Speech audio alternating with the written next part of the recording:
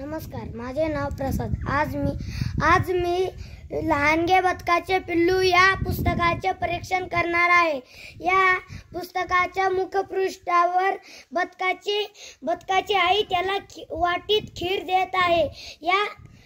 या पुस्तकाच्या मलपृष्ठावर लबाड कोल्ह्याचे चित्र काढलेले आहे। या पुस्तकाला 16 पाने आहे।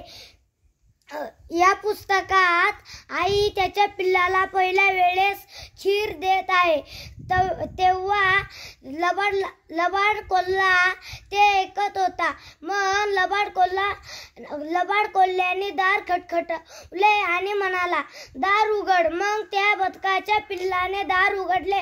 त्या कोल्ह्याने सारी खीर खाऊन टाकली। मग पुढच्या वेळेस त्याच्या आईने त्याला भात केला। मग तो ना कोल्हा ऐकू लागला। मग ना त्या कोल्ह्याने डबल दार खटखटवले आणि तो कोल्हा म्हणाला, दार उघड।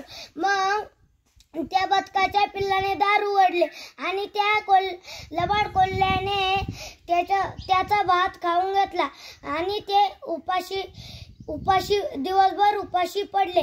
पुढच्या वेळेस त्याच्या आईने त्याला गाजराचा हलवा करून दिला। मग त्या बदकाच्या पिल्लाने तो हलवा त्याच्या जवळच ठेवला आणि लबाड कोल्ह्याने दार खटखटवले आणि म्हणाला, दार उघड। मग ते लहानगे बदकाचे पिल्लू म्हणाले, मी दार उघडणार नाही। धन्यवाद।